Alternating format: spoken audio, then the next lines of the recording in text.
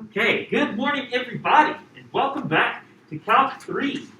Plan for today is I have a quiz for y'all on Standard 15, and then we are going to jump into Standard 16 and start talking about polar coordinates and how they relate to multivariable integration. My next office hours are Monday in the hour before class and from 2 to 3. No homework over the weekend. Standard 16 quiz, we'll finish up Standard 16 and probably start 17 on Monday, and then the Standard 16 quiz will be Wednesday next week. Any questions or comments before we get started for today? The consulting statistician and his client sit down together for the first time. The client explains, "Look, I desperately need your help interpreting the significant three-way interaction in this ANOVA. Can you tell me what your fees are?" The statistician says, "My fees?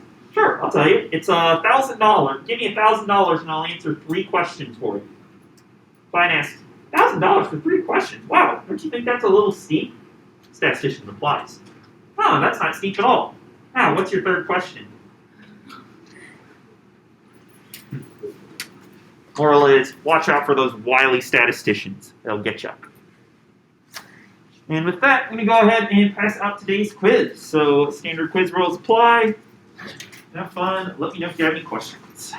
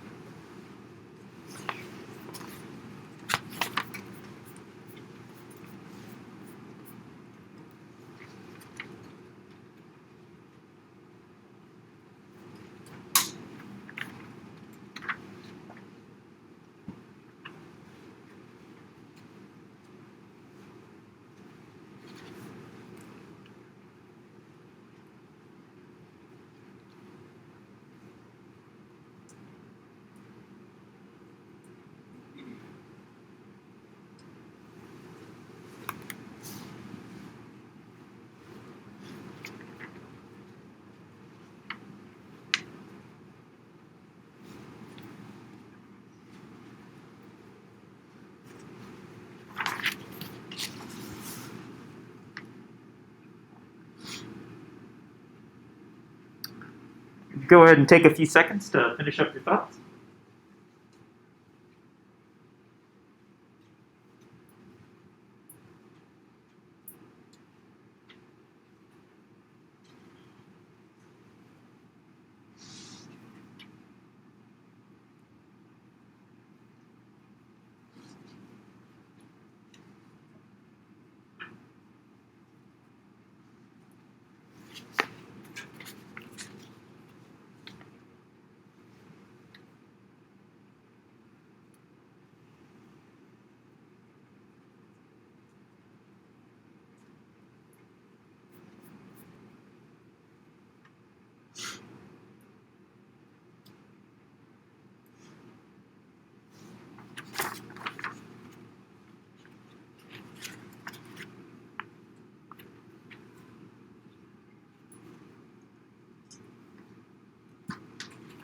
And pass your quizzes in, please. Pass your quizzes in, please.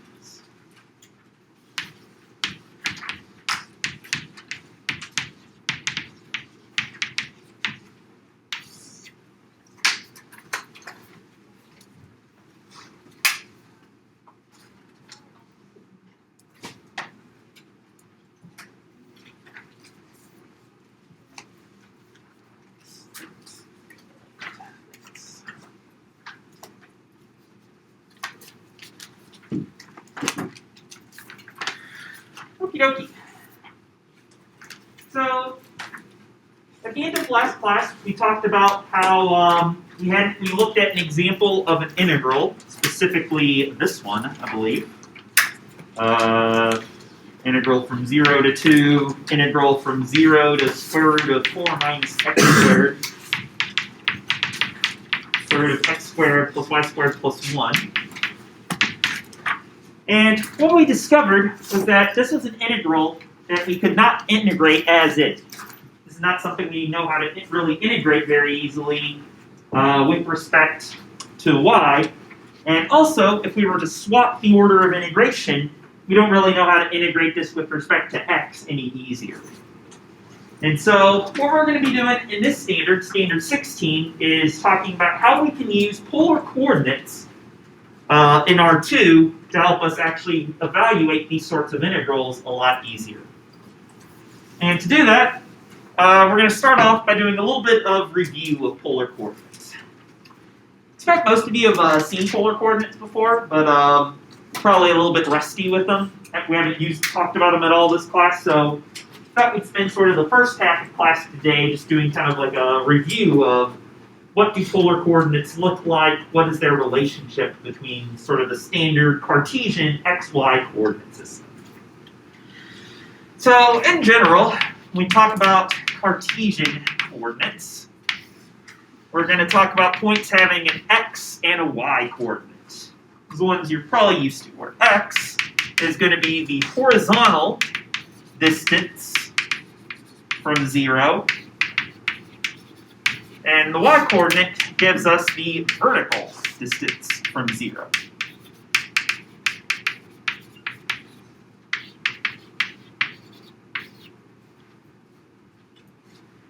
What's the difference when we look at polar coordinates, where we write a point in the form r comma theta? Anybody remember what r and theta correspond to? So let's start with r. So if, for instance, we're looking at the point, let's say 2, 2 in Cartesian coordinates,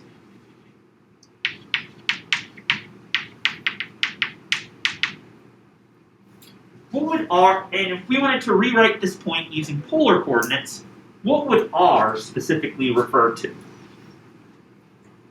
Avery? The distance from the origin, so we would just take the magnitude as if that were, like, if 2 cubed were like, if you drew a vector from 0 to that point, we would take the magnitude of that. Yeah, exactly. It's just the magnitude. If we were to treat this point as a vector, it would be the magnitude of that vector. In other words, r is going to correspond to the straight line distance from the origin to your point.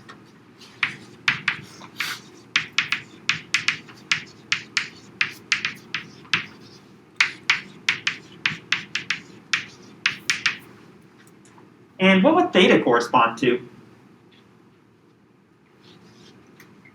Marty? The angle between the positive x-axis and the straight line. And the line from the origin to the point? Yeah. I like it. Yeah, theta is going to correspond to this angle here. So theta is going to be the angle between the positive x-axis and the line from 0, 0 to the point.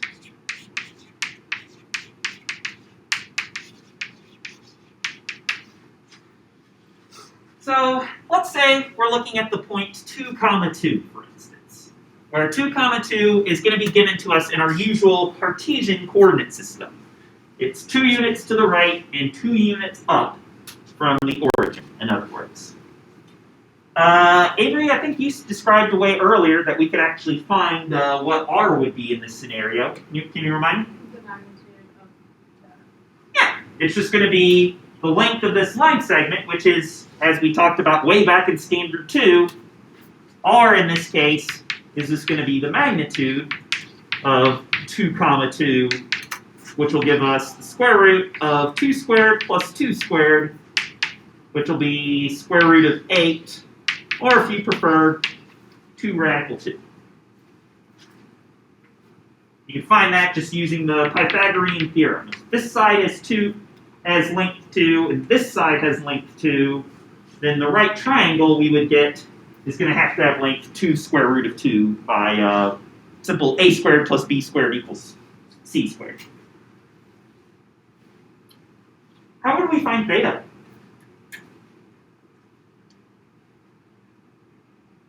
Ollie? You could take the tangent of 2 over 2. Ooh, theta is tangent of 2 over 2? Close. It's not going to be tangent specifically, because tangent of 1 is actually not a nice number at all. And this angle is actually a fairly nice angle. Here? Yeah, inverse tangent. Oh, Yeah. sorry. Yeah, we need arctangent or inverse tangent of 2 over 2. But then, yeah, that'll give it to us. In this case, that'll be inverse tangent of 1. In other words, what angle is going to have a tangent of 1, which is going to be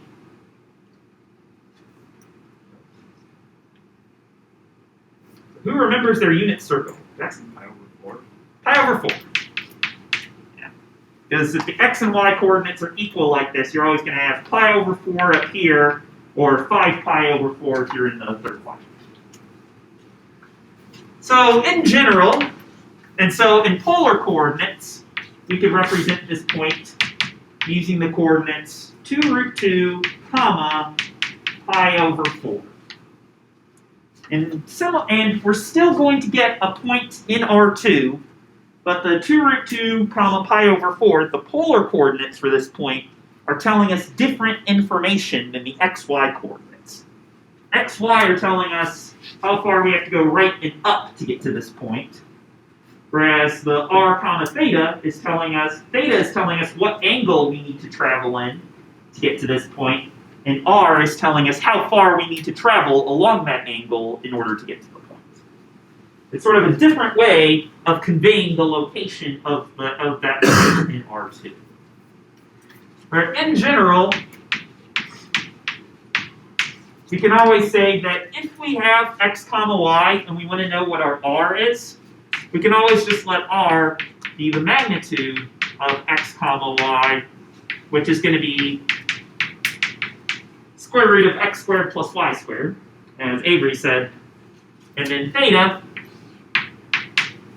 using kind of what Holly/Gary said, is going to be the inverse tangent of our y-coordinate divided by the x-coordinate. And potentially we could have to add pi to our answer depending on the quadrant.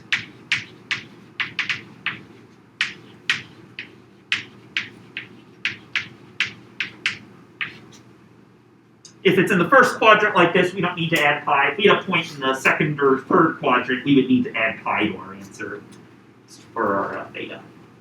Because theta only ever, arctangent only ever gives points in the first or fourth quadrant, so to get to second or third, we just have to add pi. Any questions or comments about going from x comma y's to r comma thetas?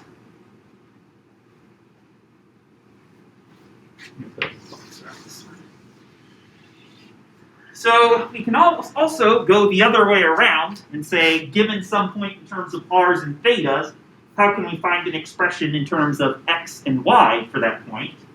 And that's going to be actually what's going to be a little more useful for us today. So let's say instead of the point, if instead of given a point in Cartesian coordinates and being asked to find a point in polar coordinates, let's go the other way around.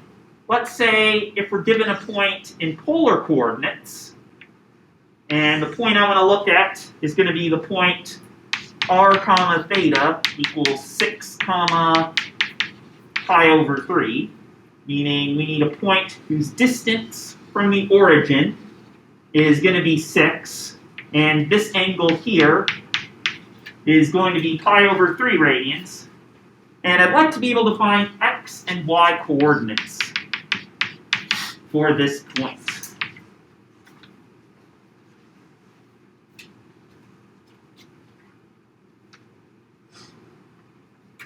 Alex?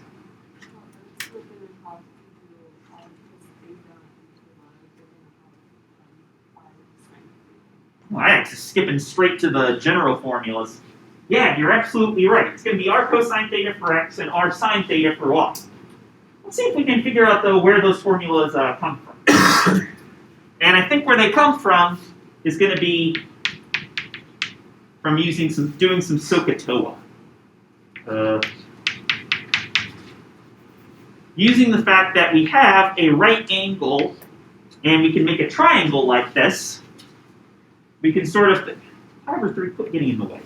We can think about saying, well, if the x-coordinate is just going to be the horizontal length of this side of the triangle, and the y-coordinate is just going to correspond to the length of this vertical side of the triangle, we can use a little bit of SOHCAHTOA to tell us exactly how to find what x and y should be equal to.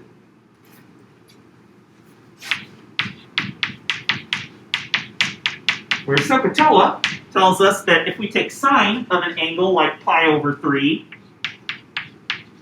then that's going to be the length of the opposite side over the length of the hypotenuse. Cosine, the part of SOHCAHTOA, is going to tell us that we take the length, that cosine of pi over 3 will be length of the adjacent side over the length of the hypotenuse. And tangent we're not really going to use here, but it would be the length of the opposite side over the adjacent side. So according to that, what are we going to get if we take cosine of pi over 3? It's not often in a math class that I get to make crow noises, so I have to enjoy it while I can. There? 1/2. Yes. However, in terms of this right triangle, Oh, okay. is 3. Sorry. So basically, I want one side of this triangle divided by another side of this triangle. Using the part. So in other words, if we were to look at the angle, the side that's adjacent to the pi over 3 angle, divided by the length of the hypotenuse, what expression would that give us in this case? Sorry, here, let me draw this a little different. So this is pi over 3 here, this is our y, this is our x, and this is 6. This one would be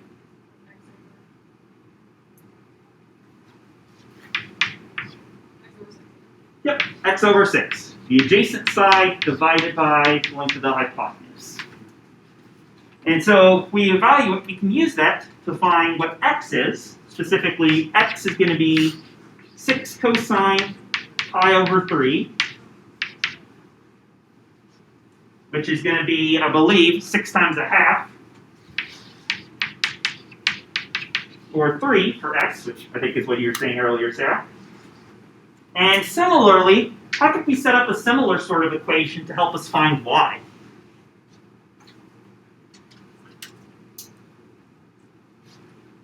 So we use some SOHCAHTOA to say that cosine of this angle should be equal to the adjacent side x divided by the length of the hypotenuse 6. And that gave us an equation we could solve for x. How could we set up a similar sort of equation that will allow us to solve for y? Yeah? Sine of pi over 3 equals y over 6. Bingo! We could say that the so part of SOHCAHTOA to say that sine of pi over 3 is going to be the length of the opposite side over the length of the hypotenuse, which is going to be y over 6, which will then give us that y is equal to 6 sine of pi over 3, which is going to be 6 times square root of 3 over 2, which when we simplify should give us 3 radical 3. And so the xy coordinates for this point are going to be at 3, 3 root 3, using right triangle trigonometry here.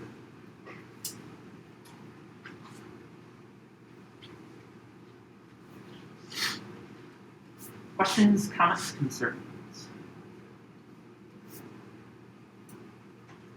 So Ix, you earlier gave us general formulas for how you can find x and y in terms of r and theta. Can you remind us of what you said earlier?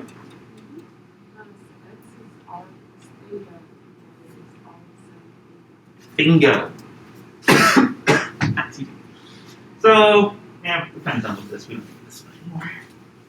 So we can say a way to go from the other way, from polar coordinates to Cartesian coordinates, is going to be, if we know what r and theta are, we can say that x is going to be equal to r cosine theta, y is going to be equal to r sine of theta. Which is what it ended up being here. X was 6, which is our r value, times cosine of the angle theta, cosine of pi over 3. And y ended up being r equals 6 times sine of theta, or sine of pi over 3. And that'll kind of give us our way of going from polar coordinates to xy coordinates, or vice versa. A way to give us sort of a relationship between polar and Cartesian coordinates. Dr. Gerstle, isn't this supposed to be a Calc 3 class? Aren't we supposed to be looking at integrals of multivariable functions? What do r and theta have to do with that? Well, what r and theta has to do with this is, ultimately, we're going to be able to take a function written in terms of x and y, and we're going to write it in terms of r and theta, and integrate using a new coordinate system. So let's take a look at a multivariable function that we can write using either xy or polar coordinates. And here I'm going to be on the second page of the package.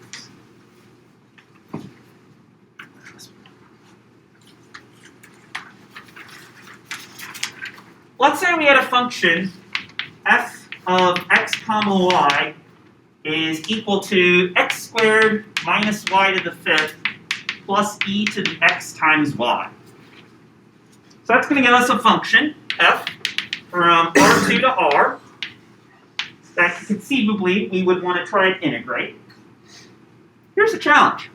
How can we take this same function and have it so that instead of having that function read in points by taking in the points x and y coordinates, how could we rewrite this function so that the inputs to this function are going to be the points polar coordinates instead of the points Cartesian coordinates?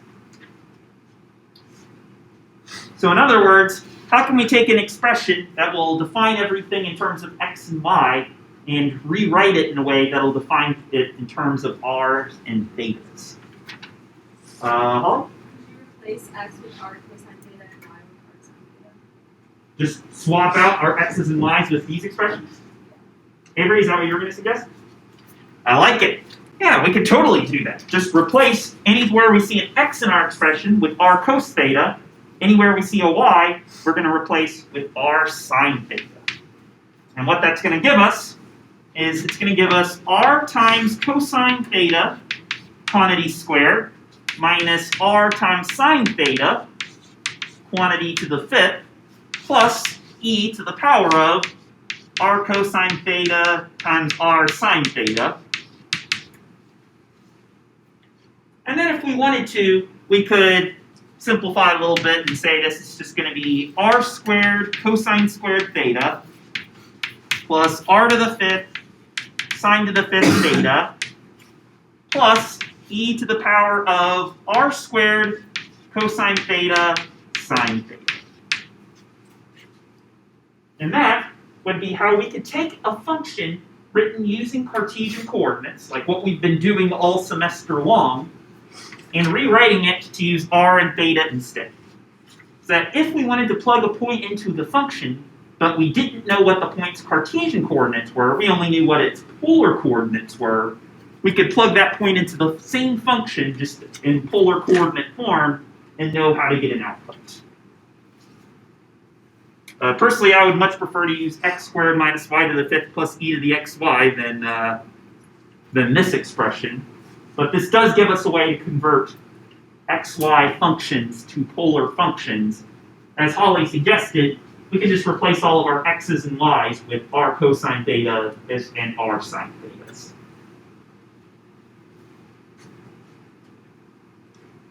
Yeah, questions or comments? So where is this going?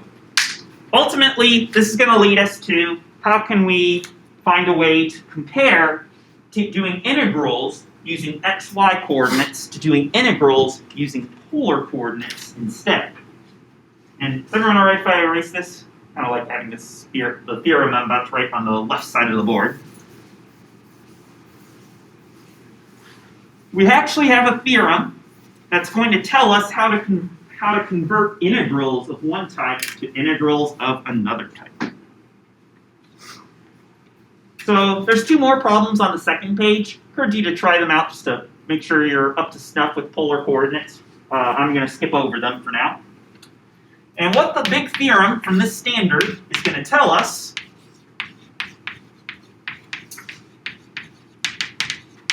this is the polar coordinate integrals theorem, is that if we know that a function f of x comma y is continuous over some set of points d in R2, then it's going to be the case that if we were to integrate the function f of x comma y over that set of points d, where we integrate using Cartesian coordinates, so we integrate with respect to x and with respect to y, that's going to be equal to the integral we would get if we were to integrate over the same set of points, but if we were to write everything in terms of polar coordinates, where we integrate with respect to r and theta instead of with respect to x and y. We're going to get the exact same integral, except we need to, if we convert from xy to r theta, we need to multiply everything by a single factor of r. So that an integral taken with respect to x and y over the set of points that we'd be looking at is going to be the same as if we were to rewrite our function in terms of r's and thetas, multiplied by r, and then integrated with respect to r and theta instead of with respect to x and y.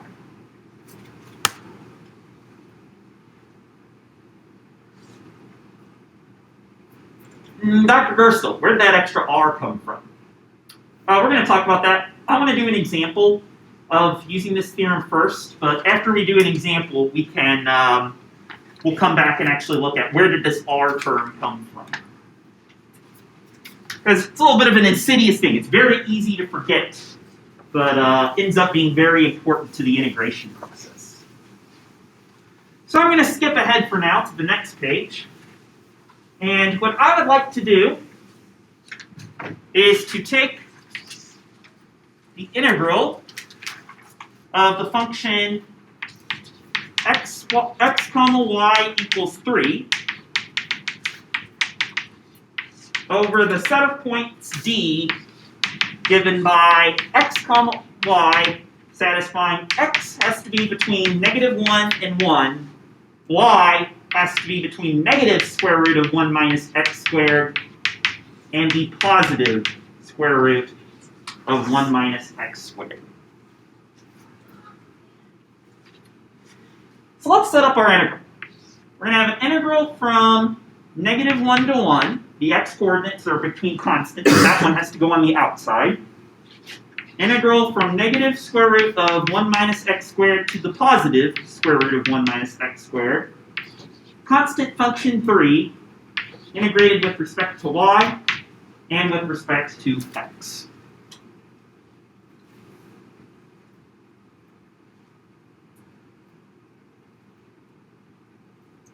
So how do we integrate this?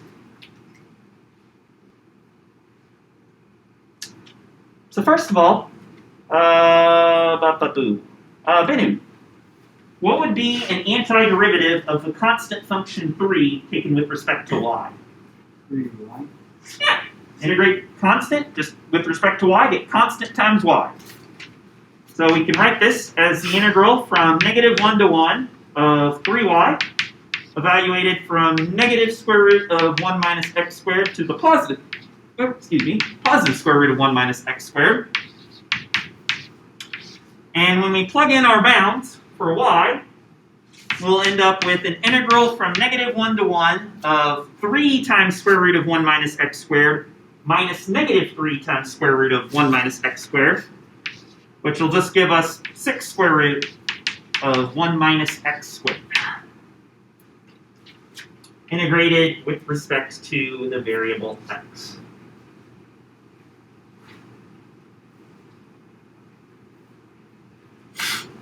How do we integrate this one? 6 square root of 1 minus x squared.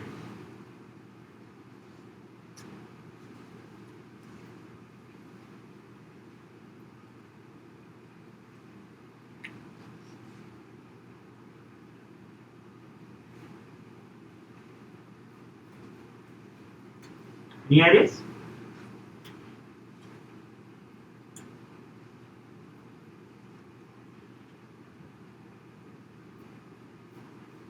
Is there a nice way to integrate 6 square root of 1 minus x squared? I can think of one Calc 2 technique that would allow us to do that. Inverse trig sum. But like I said, we're not going to do inverse trig subs in this class.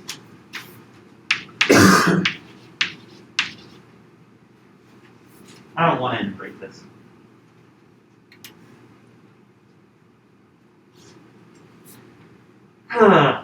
This is actually kind of the opposite of the integrals we were doing at the end of standard 15, where those we couldn't integrate for the first time without changing the order of the variables. Here we have an integral that we can integrate once pretty easily. Then you said the 3y almost immediately for how to integrate 3 with respect to y. But once we plugged in our bounds, our second integral was actually much more difficult. So integrating with respect to y first, and then with respect to x didn't work out for us. So what can we do here?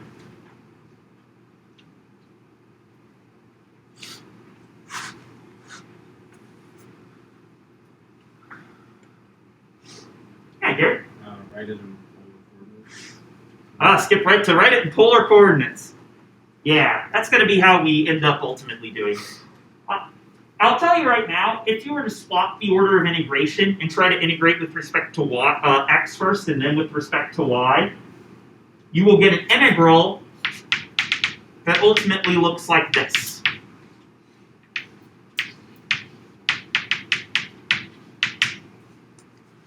In other words, almost the exact same integral, just you swapped out your x's for y's. And so if we swap the order of integration on this one from do y then x to do x then y, it's not going to get any easier for us. So there is an interesting proposition for us, and that he proposes we use polar coordinates instead. So let's take a look at the set we're actually integrating over to see if we can find a way to write up out the set we're integrating over using polar coordinates instead of using Cartesian xy coordinates, which is the way we currently have this set du being written. So right now, the set of points we're integrating over, our x-coordinate is going between -1 and +1. Our y-coordinate is going from negative square root of 1 minus x squared on bottom, which is going to look something like this, to y equals positive square root of 1 minus x squared on the top. And so the set of points where our y-coordinate is between these two curves and the x-coordinate is between -1 and 1, it's going to look something like this.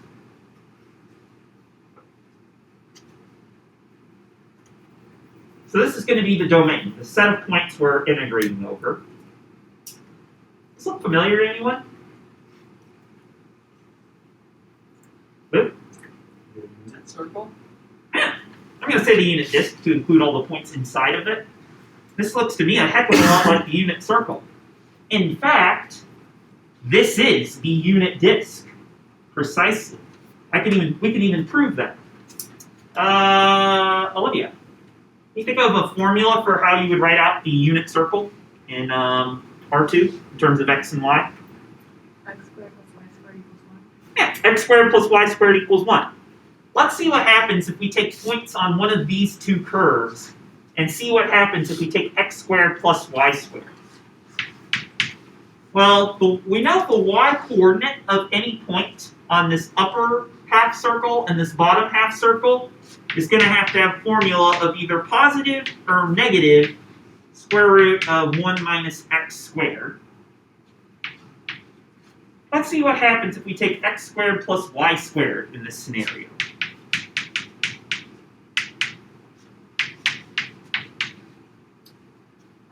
Dot. What are we going to get if we take the expression plus or minus square root of 1 minus x squared and square that? 1 minus x squared. Yeah. The negative sign, if we have it, gets canceled out by the squaring. The square root also gets canceled out by the squaring. And so we'll just have 1 minus x squared. And wit. How would we simplify this expression? You just get rid of the x squared. And we will be left with 1. So in fact, this is the unit circle on the outside here. Because this is precisely the set of all points on this outer circle where the x-coordinate squared plus the y-coordinate squared always comes out to a constant value of 1. So we're integrating over the unit disk. Neato mosquito.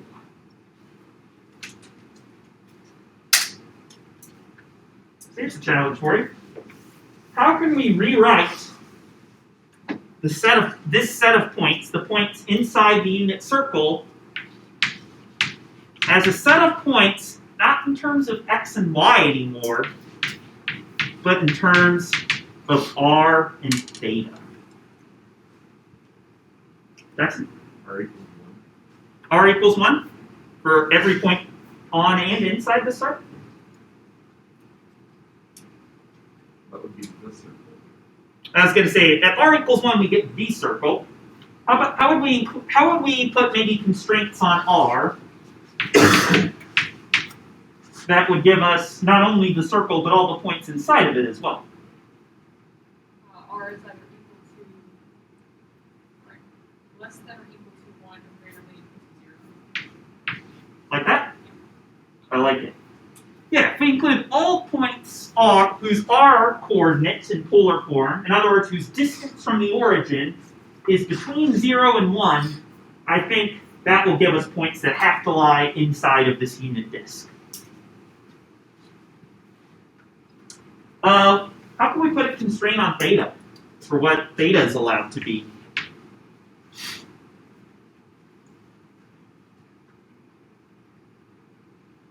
Doc? If we're just going around the unit circle, then 0 is less than theta, and 2 plus is plus than or equal to. and 2 pi is greater than or equal to. So you want this one to be greater than or equal to this one to just be a less than? Less than or equal Like that? to. Actually, that's a good point. Maybe just less than. I don't matter for a second. It's a little bit interesting here. Yeah. Turns out it doesn't really matter. I'm going to go with less than or equal to's in both cases. But yeah, we could basically say theta is allowed to be anything we want. We're not restricting ourselves, at least in this example, based on the angle of our point. We want points going off in any direction from the origin. So theta we're going to allow to be anything from 0 to 2 pi. The main constraint, though, is going to be this one, that r has to be between 0 and 1. At r equals 0, we're at the origin. At r equals 1, as Jackson pointed out, we're on the outer circle. And as Sarah pointed out, we want to allow r to be anything in between 0 and 1 to allow for any point that lies inside of this circle. So now, we've taken our set of points, our original set of points, which were written in terms of x's and y's, and we've rewritten them to be in terms of r's and thetas instead. So what we can do now is, according to this theorem, we should have a way to take our original integral of a function in terms of x and y, technically a constant function, and to rewrite it to be in terms of r's and thetas instead. So how can we do that? We're going to have an integral for something to something, something to something, some function, where we're going to integrate first with respect to r, and then with respect to the variable theta instead. So, John, what would be the bounds on our inner integral here? The integral that's going to be done in terms of r? 0 to 1. Yeah, r is going to go from 0 to 1, because that's how we can write out the points in our set here. And Tim, how about our constraints on theta? 0 to 2 pi. Theta, we're going to allow to go from 0 to 2 pi. And Emily, how can we take our original function, which is just 3, and rewrite it to get an integral that will give us the same thing as the original?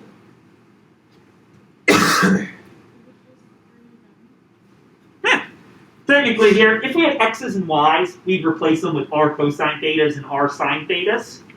But we don't have any of that here, so 3 is just going to still be 3. Rihanna? Leave the R there too, extra R.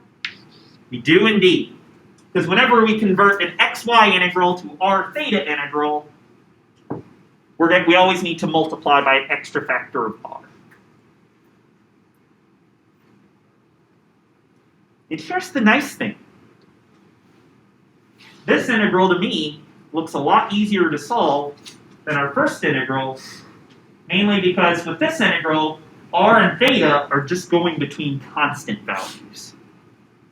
There's no square root of 1 minus thing squared happening in any of our bounds here. R is just going from 0 to 1, theta is going from 0 to 2 pi. I think we should be able to integrate this one. So let's see. Sean, how can we integrate 3r with respect to the variable r? 3 halves r squared. Here, when we integrate with respect to r, it's just like integrating with respect to x or y. You just treat r here as our variable. And integral of 3 times variable is always going to be 3 halves times variable squared, evaluated from 0 to 1.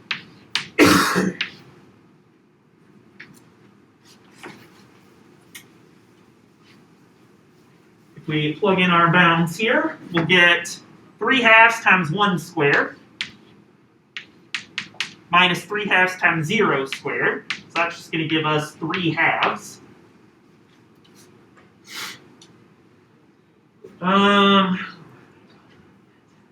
Jack, how about an integral of 3 halves taken with respect to theta? 3 halves theta. Yeah, that's just going to be 3 halves theta, evaluated from 0 to 2 pi. And Jacob, what is that going to give us when we fully evaluate our answer? Just 3 pi. We're going to get 3/2 times 2 pi minus 3/2 times 0, which, who cares? That's 0. We're going to get a final answer of 3 pi.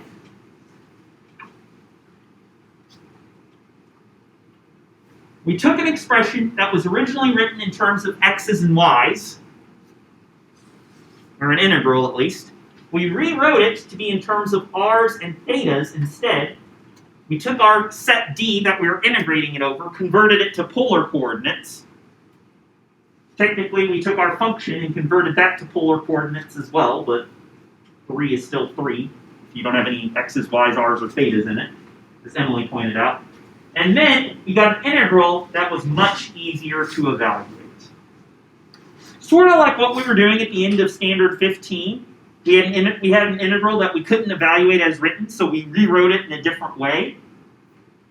The difference is, at the end of Standard 15, we just swapped the order of integration, did the other variable first, but using the same variables. Here, we converted to an entirely new variable system, r theta instead of x and y, in order to help us evaluate our integral.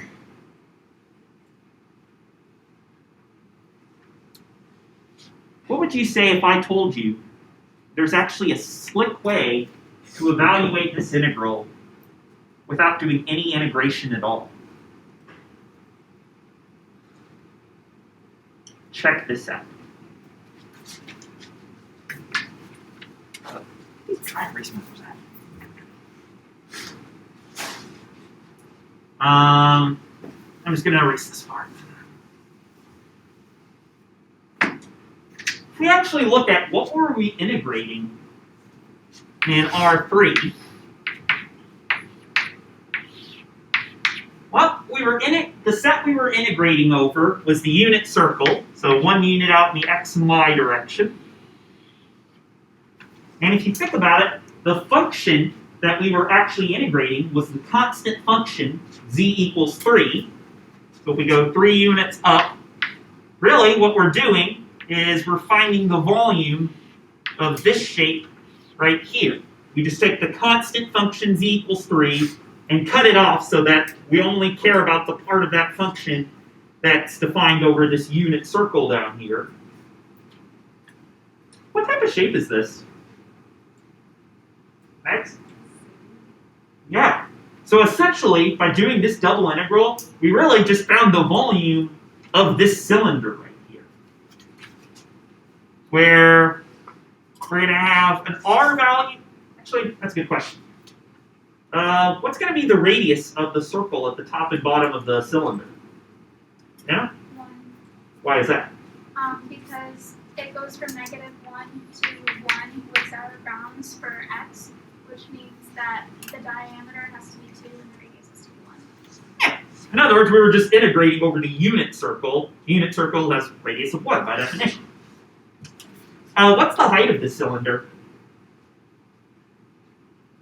Sorry? 3.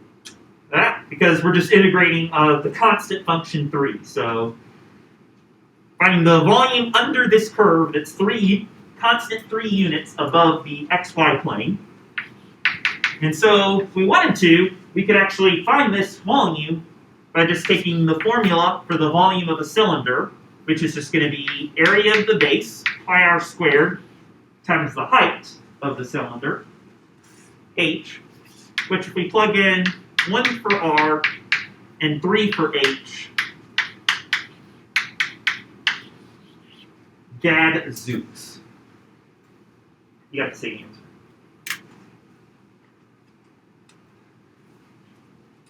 Fun fact, this is how you can actually prove that the volume of a cylinder is pi r squared h. You can actually prove that by setting up and evaluating a double integral using polar coordinates. That would be how you could that would be one way to actually go through and prove how or why volume of a cylinder is this equation right here. To say, oh, you're really just finding the volume under the curve z equals h over the region x squared plus y squared equals r squared. And then when you evaluate that out, it'll just come out to pi r squared h when you simplify your double integral. Any questions or comments about anything we've done so far?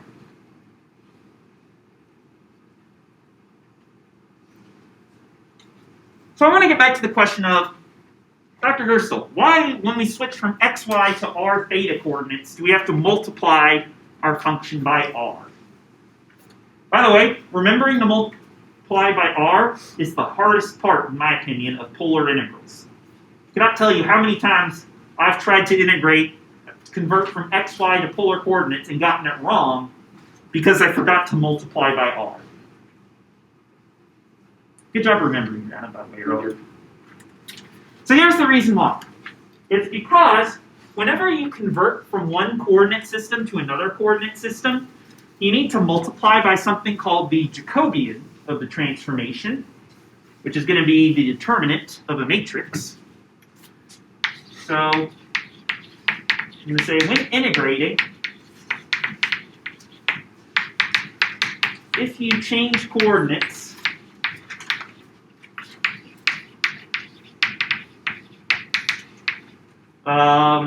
you must multiply by the Jacobian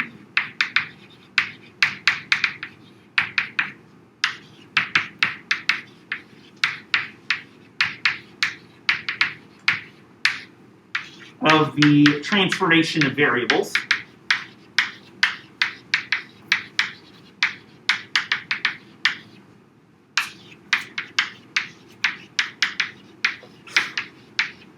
Where the Jacobian, in this case,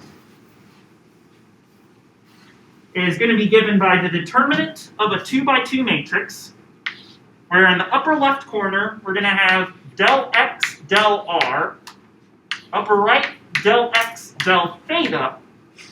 Do this right. I always forget the order of this one. Yeah, del x, del theta, del y, del r, and del y, del theta. So in other words, if you're going from xy coordinates to r theta coordinates, you always need to multiply by the everything in the inside of your integral by the determinant of this 2x2 matrix, where you take all your partial derivatives of your original variables, x and y, with respect to the new variables, r and theta. So let's see if we can evaluate this, see what this 2x2 determinant comes out to.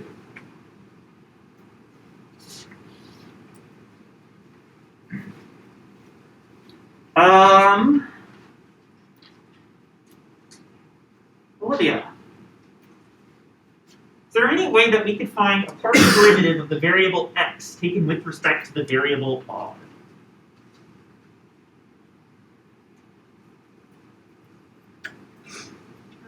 Could you base it off of like x equals r cosine theta? Bingo.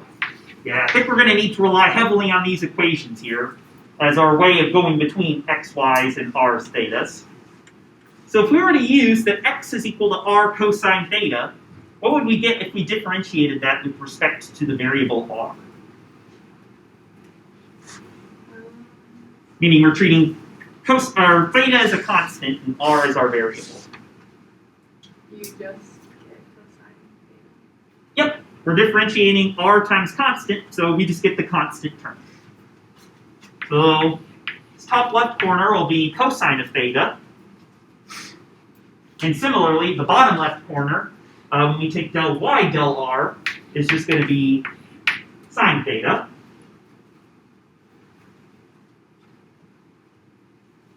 Sarah, how about del x del theta? If we were to differentiate r cosine theta, x equals r cosine theta with respect to theta this time. I think negative r sine theta. I think so too. Negative r sine theta. But this time, r is a constant, and we're differentiating constant times cosine theta, which is going to give us the same constant times negative sine of theta. And Avery, how about del y del theta? Should be r cosine theta. Yes, r cosine theta. Now we have a 2 by 2 determinant that we need to evaluate. Emily, what would we get if we were to do the old cross or multiply down the diagonals and subtract?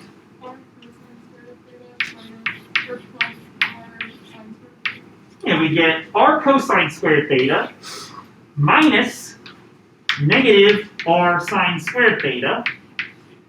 But then the minuses would cancel out, and if we would just get r cosine squared theta plus r sine squared theta. Lori, do you have any way to simplify this expression?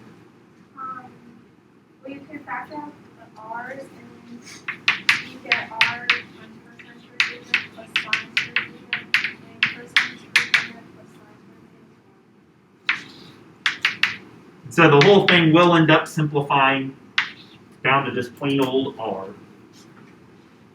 And that is why when we convert from an xy integral to an r theta integral, why we need to multiply by a factor of r.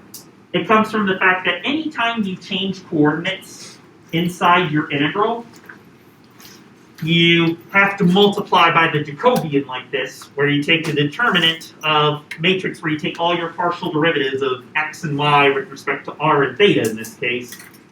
And for xy converting to r theta, the Jacobian just happens to simplify down to r every time.